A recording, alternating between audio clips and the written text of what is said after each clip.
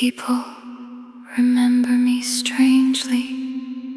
The earrings, the creatures, the faraway eyes. The girl who spoke as though reality was larger than everyone believed.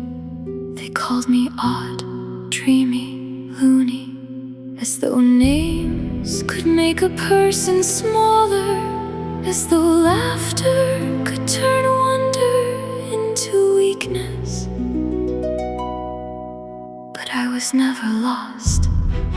I was listening to grief behind smiles, to loneliness hidden in crowds, to silences other people rushed to fill. You thought I did not notice. That was your first mistake. Because people who are ignored learn to see everything. You called me strange, I called it surviving. You called me foolish, I called it hoping. You laughed at what I saw until the world grew dark, and suddenly the impossible was all anyone had left.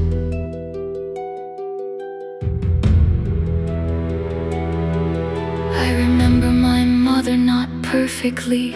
Grief steals details first. The sound of her laughter, the warmth of her hands, the smell of parchment and experiments gone wrong. I remember light, then silence, then my father trying to smile through heartbreak. People think loss breaks a person once. It doesn't, it breaks them over and over. In birthdays, in empty chairs, in moments when joy arrives and someone should be there to witness it. That is where I learned to look for people in the spaces they leave behind. You called me distant, I was grieving. You called me dreamy, I was healing. You mistook wonder for escape because you had forgotten that imagination can be another form of courage.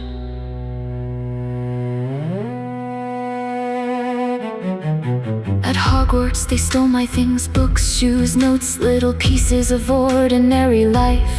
I knew who did it most of the time, and yes, it hurt more than I admitted. But cruelty does not become less cruel because it is childish, and kindness does not become weakness because it is quiet. So I smiled, not because I enjoyed it, because I refused to let other people decide my shape. Softness was never surrender. You called me harmless, I was patient. You called me fragile, I was enduring. You mistook gentleness for absence of strength because you only recognized power when it shouted.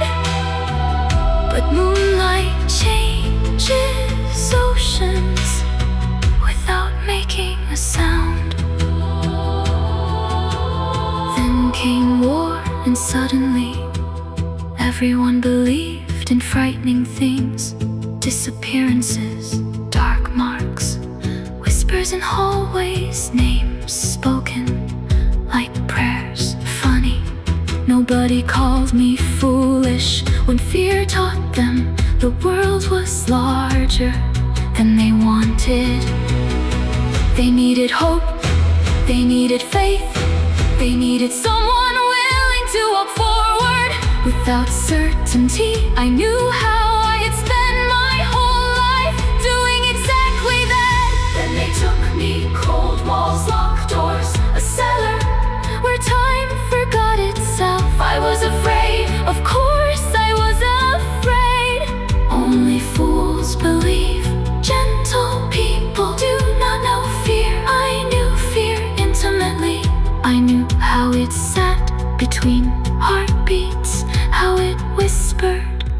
that nobody was coming. But fear forgets something. Kindness survives confinement. Hope survives darkness. And even inside a prison, you can still become someone else's light. So I remembered names, shared stories, shared silence, shared courage. Because sometimes hope is not a sword. Sometimes hope is simply refusing to let another person feel alone.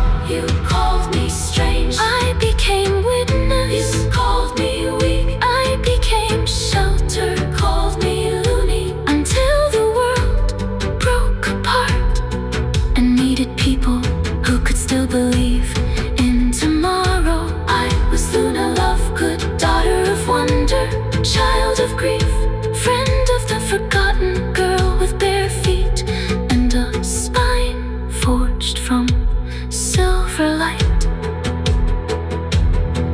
After the war ended, people asked how we continue, how we rebuild, how we survive. And I already knew the way stars survive daylight, the way flowers survive winter, the way hope survives fear. Softly, patiently, together. People remember me strangely, but then strange endured. Strange remained kind, strange walked through darkness without surrendering. Wonder, and if they still whisper when I pass, let them whisper. I have heard grief, I have heard fear, I have heard silence, and still I choose hope.